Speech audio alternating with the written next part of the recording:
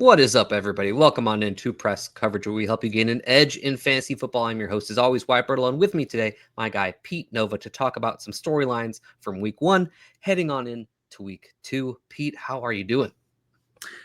Doing well. It was an interesting Week 1. Not as much scoring as I think we all would have hoped for, but yeah, lots to talk about, and excited to be here. Quick question: how would your leagues going? Did you win most of the way? Lose most of the way? How'd it go? I'm in about 12 managed leagues, which honestly I told myself this year I wasn't going to join being more than 7 or 8, and it just always works ended that up way. being more. Yeah, it always ended up being more. I actually won in 10 out of the 12, so I was actually pretty happy about it. I usually start the year off really slow, I feel like, so. Yeah, I think I'm in 16 or 17 managed this year, and I didn't do the actual count. I just Monday was scrolling through my sleeper and saw green. I was like, okay, I know I'm good. I don't have to count this up. I'm doing all right. I almost feel like I don't get as anxious, or which sounds crazy because it's fantasy football, but I almost feel like I don't get as anxious and worried too much. I have one league or two leagues that I'm super passionate about, but Yeah, I don't I feel like it kind of allows me to take my just be like, you know what, this guys, I'm going against everybody, so it doesn't matter. I'm just gonna sit back and enjoy the games, and I'll look at the score at the end of the day. So yeah. All right, let's get into it. First player that we're going to talk about is Quinshon Judkins, because over the weekend he signed his rookie contract. He got the 4 years, $11.4 million contract with the Browns. Now, while he's sitting out for Week 1, Dylan Sampson kind of showed out. Played 45% of the snaps. Rough day rushing, but got 12 carries, which is nice to see. But the Browns just really couldn't get anything going rushing. But was really impressive was him in the passing game. 8 targets, caught all of them, 64 yards. Love to see it. 17.3 PPR points. Jerome Ford, on the other hand, actually played more snaps than Sampson, but had significantly less opportunities. Ford did play more on third downs than Dylan Sampson did, but he was not there to be a pass catcher. He was mostly there to block. When they had Sampson out, he was out there to be a pass catcher when they were dropping back to pass. Also have to note that Raheem Sanders got involved as their short yardage back scored the touchdown for them. Now, heading on to Week 2, Judkins could be playing as soon as Week 2, but either way, he's going to be playing soon. It's still possible the NFL can come down with some sort of suspension for everything that happened this offseason. It's not unheard of for the NFL to do that, even though Judkins was cleared. So my question for you is, how do you think this backfield will move forward once Judkins is back? Yeah, I view the backfield as I'm not really looking to roster Jerome Ford in 12-man or under. If you're talking about a 14-man league, I could get away with holding Ford if the benches aren't super short. But we saw how Ford looked this week. We saw that it seemed like they liked Sampson. I always thought Ford would still have a role, but Sampson looks like he's carved out that receiving role. And when Judkins comes back, I expect him to be that early down guy. It is interesting though that Sampson, even with Judkins coming back, should have, in my opinion, some standalone value, which is kind of crazy because how many Browns players do you really want to own in this offense? But it's an offense that threw the football a ton last year and could do the same, even though I know that they've talked about trying to get back to pounding the rock before the season started. But I think they're still going to continue to throw the ball a ton, and that should help a guy like Dylan Sampson. And so he's the guy that I want. Jerome Ford, I'm not likely not rostering him at this point now that Judkins is coming back. How do you think Judkins is going to fit in? And do you think that he eventually takes over the majority role from Sampson, or do you think Sampson can hold on to it? I think Sampson will be the guy. I mean, look, Judkins wasn't as bad of a pass catcher, I think, as people make it out to seem, because Trevion Henderson was his running mate in college, and I think that's in part why Henderson was just better. Judkins can catch the football, but ultimately, I think Dylan Sampson's going to still have a role. I think a decent amount of the 2-minute offense, you might see Sampson out there. But it'll be interesting to shake out. But ultimately, to put a bow on it, I think Sampson's going to have a role, and I would want to roster him. He could be a guy that has possible flex upside, depending on how things shake out. But I expect Judkins to maybe get to somewhere around 60 to 65% of the snap share or opportunity share, and Sampson to probably get the rest. Yeah, I think that Ford will still possibly have a role as being their third down back, but really just for purely pass blocking situations. So Sure. they're kind of like empty calorie snaps. I don't think he's really going to be worth much. I do agree with you, though, that in like really deep leagues and high league mate count leagues, that he could be worth a bench spot because of possible injuries to either Sampson or Judkins as the season goes along. I do think that Sampson is going to keep a large share of this receiving work. He looked really good out of the backfield. Um, I think he's definitely going to keep that when they're looking for someone to be actually catching the pass out of the backfield. I think it's him. I do think Judkins is going to get a larger opportunity to share than him as the season goes on, as that like 2-down grinder for him. But I think if we get a lot of game scripts like we got on Sunday from the Browns, which is what I'm actually been projecting for them for the season, is that I expect them to be behind or having to pass in a lot of games, having to catch up or try to score some points through the air because of the team makeup. That could lead to Sampson actually getting a higher snap share or opportunity share than Judkins. And obviously, I think Sanders is by the wayside as soon as Judkins is in there.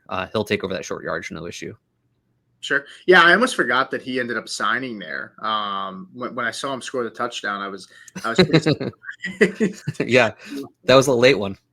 Yeah, I was pretty, and honestly, it's not like the Browns were even like playing from behind, like chasing points either, and they still threw Yeah. the ball a ton. Now, one thing I would say is if Judkins does go down, and from what we saw from Sampson on the ground with the early down like touches, maybe that again, if there is an injury, Jerome Ford could have value, where maybe you do start him over Sampson if he comes back. But ultimately, I as you kind of shared, I think you're really rostering Sampson and only Ford in really, really deep leagues with deep benches. So Yeah, I agree there. All right, we're going to move on to our second player of the day, which is Emeka Egbuka, who had a big day for the Buccaneers, helping score that game-winning touchdown for them. 6 targets, 4 catches, 67 yards, 2 touchdowns. Also got a carry for 9 yards. He ran 36 routes, which was the most of any Buccaneer on Sunday. What I really loved from Emeka Egbuka, and something that I tried to really pound the table for this offseason, was he's more than just this like slot receiver. And these touchdowns were deep targets working down the field. And, with who he played with at Ohio State, it makes sense that he wasn't their down the field option for them for Ohio State. But we do this all the time with players. He's always low ceiling, high floor player. And we're just so bad at making that kind of projection for players entering the NFL. I thought he was an awesome prospect. Really excited for him coming into the NFL. Not terribly surprised he had a great day in his first game in the NFL. Now, obviously, we're all super pumped about Emeka Egbuka. Like, this isn't a show just to say, like, we like him.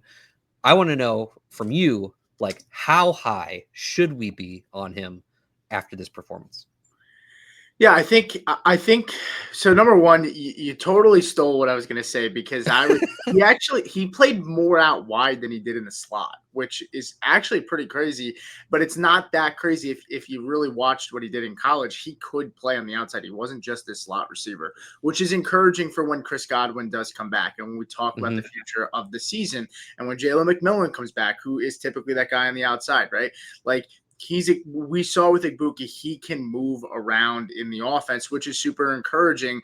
And wide receivers coach Gizzard there, or offensive coordinator Gizzard there, was actually Jalen Waddle's wide receiver coach when Jalen Waddle had that big rookie season, and they moved Waddle all across the formation. I think we could see that with Egbuka, and he's only going to get better. I think the encouraging thing for me was Mike Evans actually looked really good. I watched over the game, and I think Mike Evans looking good is actually helpful for Egbuka, because he's still going to continue to draw the best corner on each team, especially in shadow coverage, right? We saw AJ Terrell follow him around a ton, and it gave Egbuka the more favorable matchup in many situations, which allowed him to thrive. And so if Mike Evans is still a good caliber player, God knows at 31 years old, it should only open up things more for Egbuka. And I mean, honestly, I think there's a world where you could. Now, I would not advocate for it, but if you had Egbuka and Evans on the same team, you might feel comfortable actually starting both. Like, there are very few offenses where you might feel that comfortable. I wouldn't advocate really for any offense. Maybe the Rams, maybe the Bengals. There's very few, but ultimately, I think both guys are going to eat. And I think Egbuka should be. I mean, I don't want to get completely ahead of ourselves because it was only 1 week, of course. But I think ultimately the usage, the target share, right? I mean, we're talking about a 20% target share. I think he should be viewed as a low-end wide receiver too, right? Going forward. And the schedule is not great, right? The schedule, at least for the next few weeks, they play the Houston Texans. I think Stingley's going to cover Mike Evans. And again, he might be up for a nice week because if Stingley's covering Mike Evans, Egbuka might get the softer coverage in this one. Then they get the Jets the following week who have Sauce Gardner, who might follow Evans, and it goes back to Egbuka, who might end up eating, right? So I think he should be viewed as a wide receiver too going forward. And I'm not really overly concerned about Godwin coming back. I don't know what Godwin's going to look like when he does come back, to be completely honest with you. Yeah, I'm with you. I think the starting point for me for Emeka Egbuka is top 20 wide receiver rest of the season, and then we can talk from there. I think I would like to do that with you real quick, just so maybe some this or that. Rest of the season, Emeka Egbuka or Devontae Adams?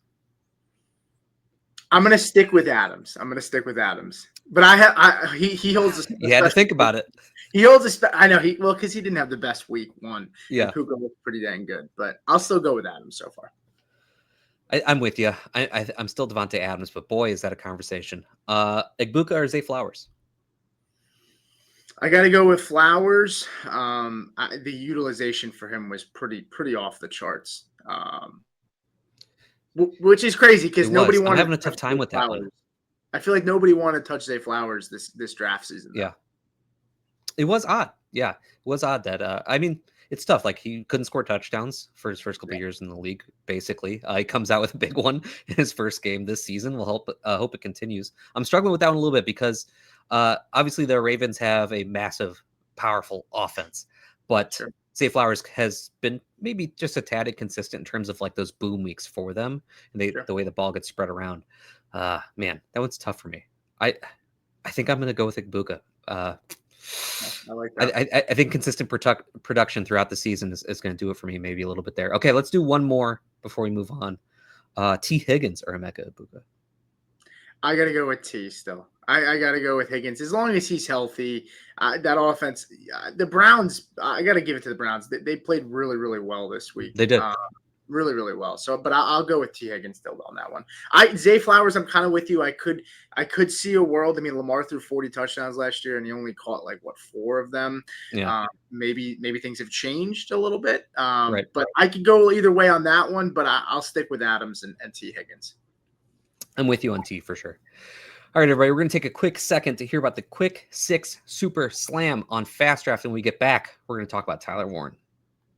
Pour one out for an incredible best ball season. It was a breakout 2025 for Fast Draft, but now the NFL action has started. That means it's DFS season. That's right. You might think, oh, wow, DFS, I can't win DFS. Oh, but you can on Fast Draft. You just pick any 6 guys, and you put them in a handful of booster spots. There's no salary rubric you have to follow. You're not going up against thousands of killer bots in these tournaments. Oh, no. These are regular people grabbing their 6 favorite plays of the week, and that's all you have to do. And we post the ownership so that you can choose how much chalk you want.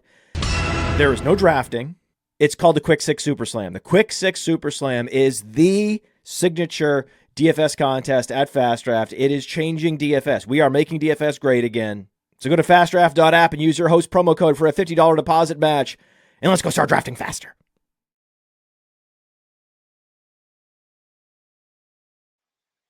Back here on Press Coverage with Pete Nova. And before we get to Tyler Warren, I want to quickly shout out a couple pieces of content that will go along with the show to help you guys work throughout the week. First, Pete is doing the top 10 takeaway show. I highly recommend checking that out. And for me, every Monday, you're going to get the usage report where I talk about top 10 usage trends that I see going on from the games. That article drops every Monday. Let's get into Tyler Warren.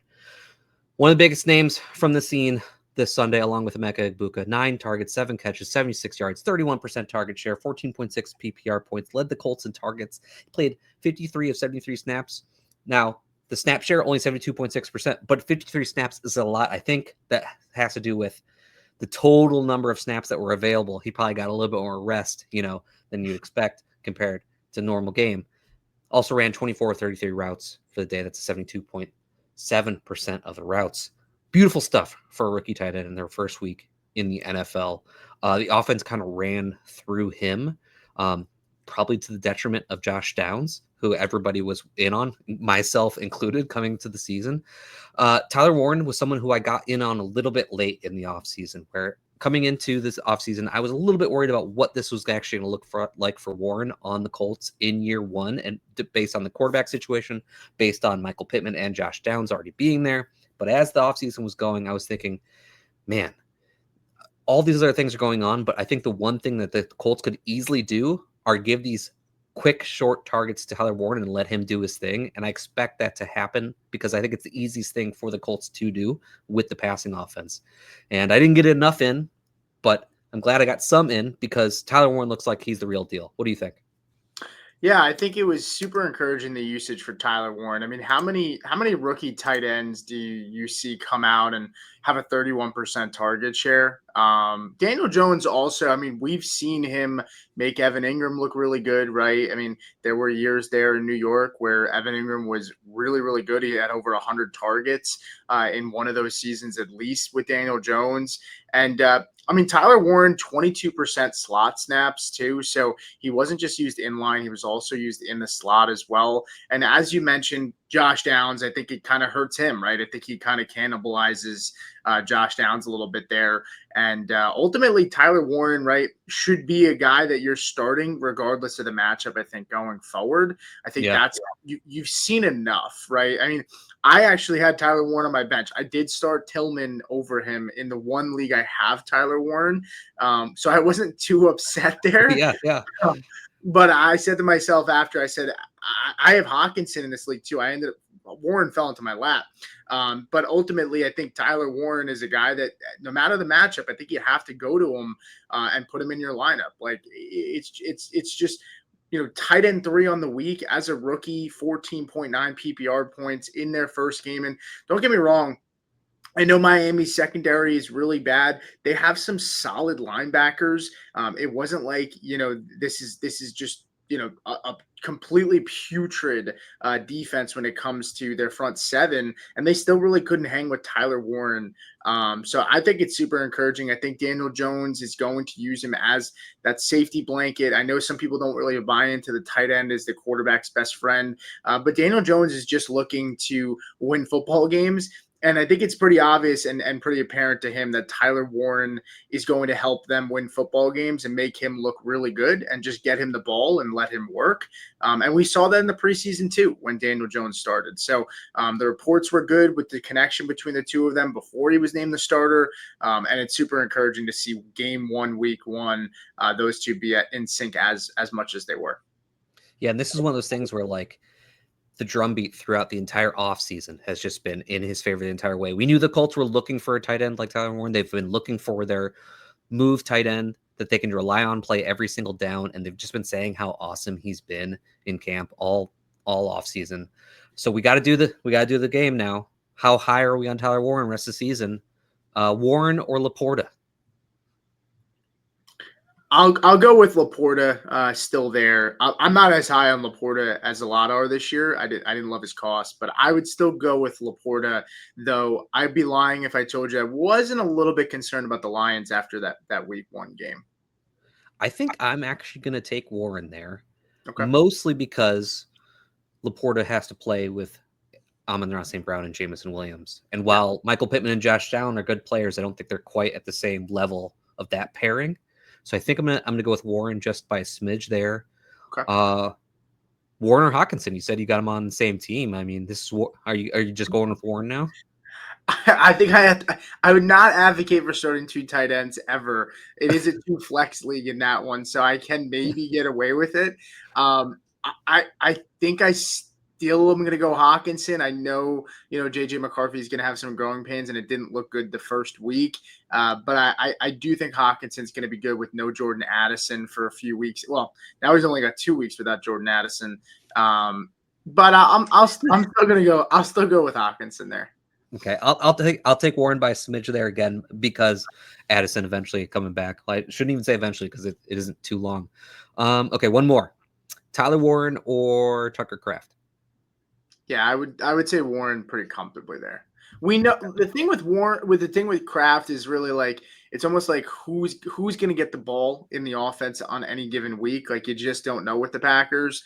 Tucker Kraft's going to have consistent production. I'm not Tucker Kraft. Tyler Warren's going to have consistent production. It feels like every single week. At least the volume we know will be there. I'm a big Tucker Kraft stan. I've been banging the table for him all offseason. I'm going to go with Warren because of that consistent target share. I think that this performance in week 1, I thought spoke volumes. 31% target share, like we were saying, like that is a big deal for Warren. The consistent targets I think we're going to get for Warren just breaks that battle between for those a tight end too. I mean, that's the biggest thing. It's not like, okay, rookie wide receiver had a big week 1. Like we're talking about a tight end who looked like the focal point of the offense in the first week. So yeah, I'm with you there. Okay. Next player for the day, Isiah Pacheco. Not great. So basically a 50-50 split here with Kareem Hunt. Pacheco played slightly more snaps. He played 48%, Hunt just 40%. But they had the same number of carries, same number of targets. Pacheco was slightly better with them, but who cares at this point when it's that many opportunities? They had 8 total opportunities each. Also, Brashard Smith was getting involved here, which honestly I love to see because I've got some Brashard Smith best ball bags. But if you were in on Pacheco, you don't love to see it because Pacheco, the thesis this offseason was he's going to be healthy now and it's going to be his backfield. He's going to go back to having that like large opportunity share in the backfield. And that just did not happen at all. And I don't know if it's Pacheco is still not healthy or he'll never be quite the same or this is what the Chiefs want. But this is bad news. So, Isiah Pacheco, how bad are you feeling right now? I'm not feeling super bad about Pacheco because I truly was not because I wasn't drafting him. Okay. I love it. Okay, there we go. So for me, had me in the first half. Yeah, I wasn't drafting Pacheco just because I worried about if he wasn't going to catch the ball, like what's the ceiling for him, right? And I know people will point to he had a 2 years ago he had a season where he caught a really good amount of passes, but I just thought that was an outlier, right? They bring in Brashard Smith, who I'm not going to sit here and say I'm comfortable. You're going to be comfortable starting Brashard Smith. Maybe you might not be comfortable at all this season starting Brashard Smith. He might have some spike weeks, but you may miss it because he might be on your bench. But ultimately, Brashard Smith, now there's injuries, right? There are guys missing in this offense. They can get creative, right? Does Brashard Smith line up in the slot, right? This is a converted wide receiver that now is playing running back, right? So there's a possibility he gets worked in. And if he looks good, even in some roles as a receiver, they sit there and say, hey, we got to find this guy more touches. Let's get him in there at running back, right? Mm-hmm. And so Pacheco ultimately, though, five carries, 25 yards, right? He averaged 5 yards per carry. When he had the opportunities, he looked fine. What I would say is the Brazil games are super weird, man. Like the not the foreign, international games. Yeah. I try not to put too much stock into those outside of scheme and play calling, like the run pass rates, like what we saw with the Chargers, right? That's a big takeaway for me. But when it comes to performances, I don't put too much stock into it because it's a long flight, right? There's a lot of change in these guys, so you just never know.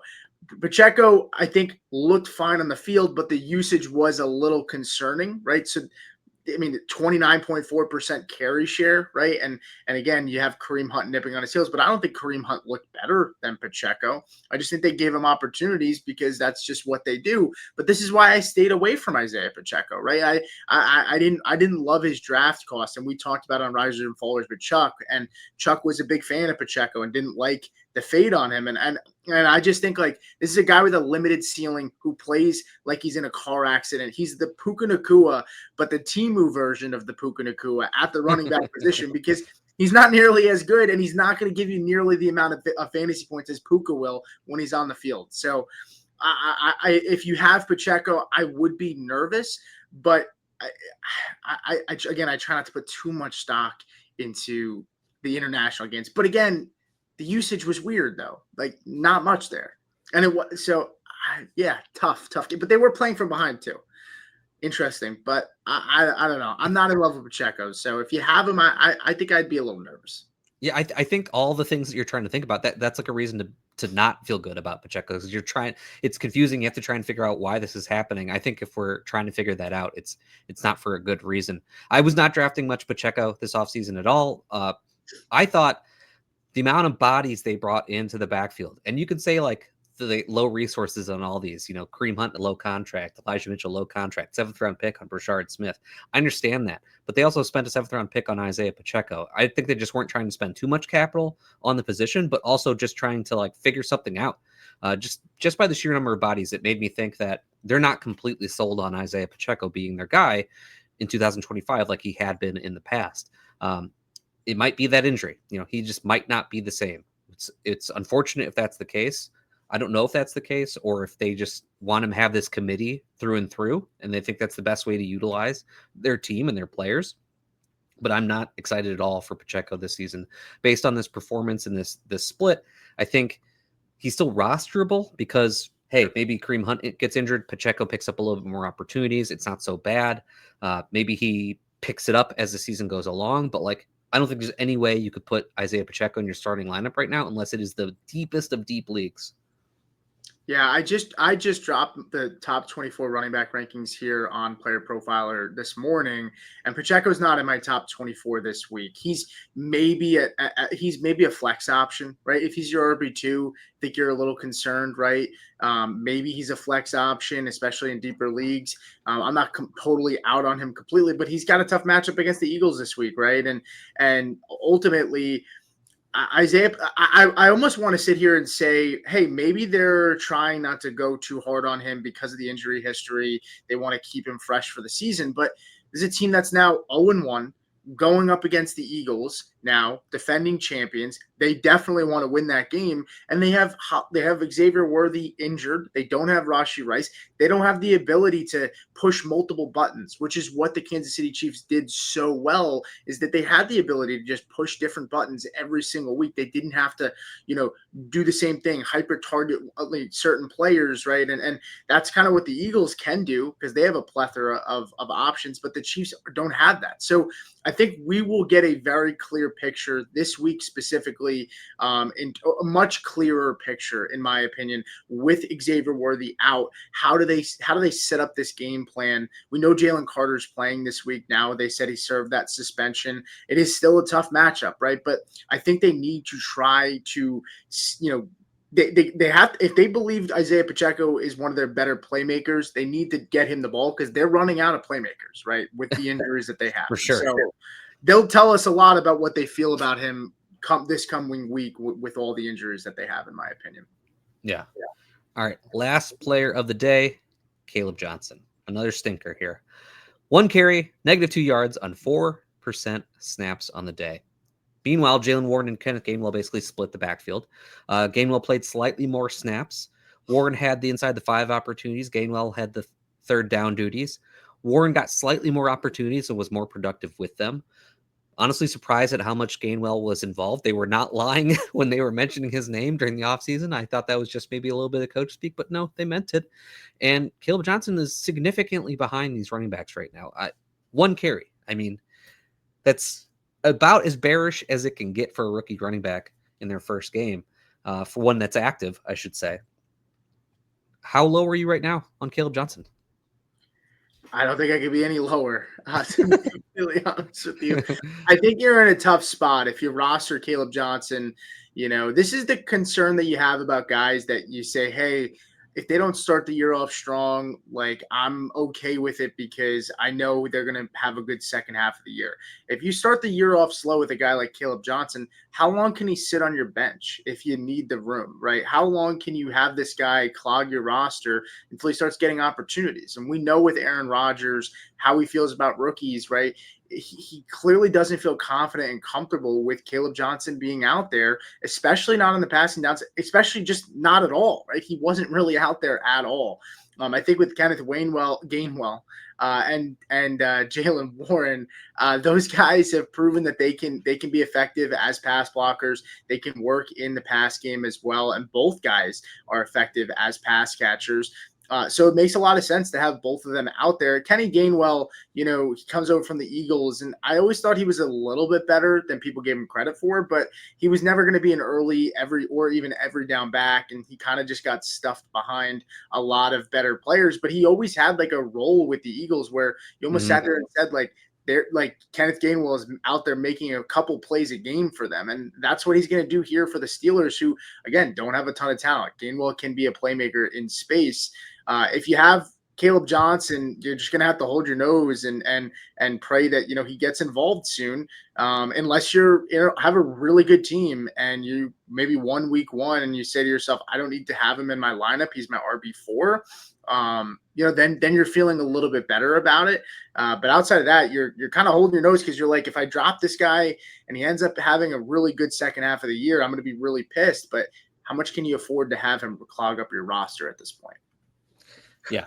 I want to know from you if he's droppable, and I'm going to take away like the easy answer. I'm not going to let you say like, well, if Dylan Sampson's available in my free agency, I'll drop him for Dylan Sampson. I'm not talking about that. I mean, like, are you dropping Kaleb Johnson for DJ Giddens? That level of player. DJ Giddens is the RB2 in his offense, but there's never a chance he's going to take over as the RB1. So I would say no, but I do love DJ Giddens as a handcuff. But he's probably more of like your RB5 on your team, whereas Johnson's probably more of your RB4. Right, so you're probably picking up somebody that you need more production from right away than Giddens, who's probably going to collect dust just as much as Johnson will. Unless there's an injury to JT. Same wavelength on that one. Let's go with, are you dropping Kaleb Johnson to pick up Kenneth Gainwell?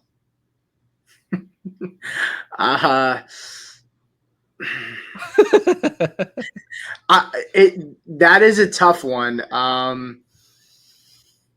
I'm still going to say no.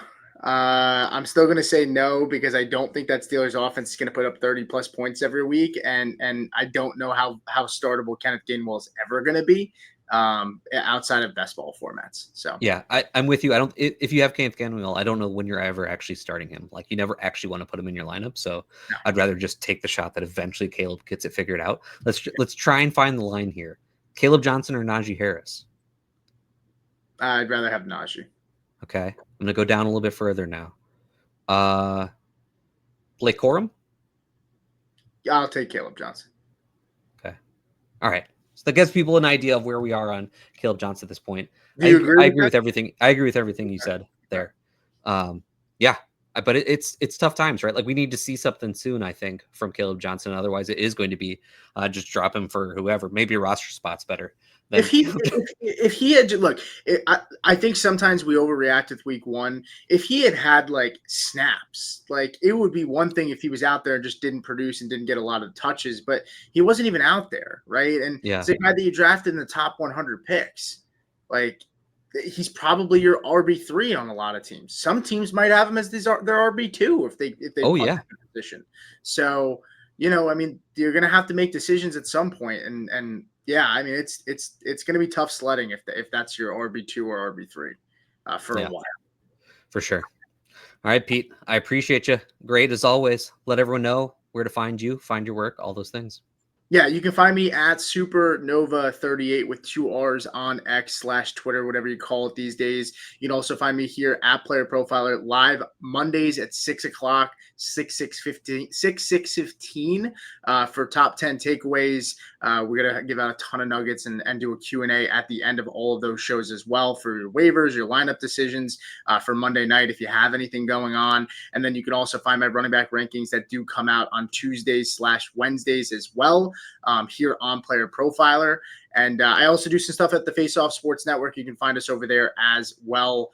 I got my DST streamers, and I love the defensive stuff too. That's always a nice change of pace for me. So, but that's what I'm working on. All right, love it.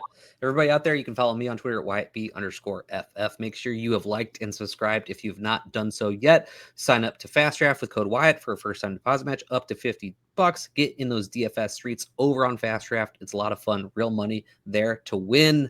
I appreciate all of you. We'll see you next time.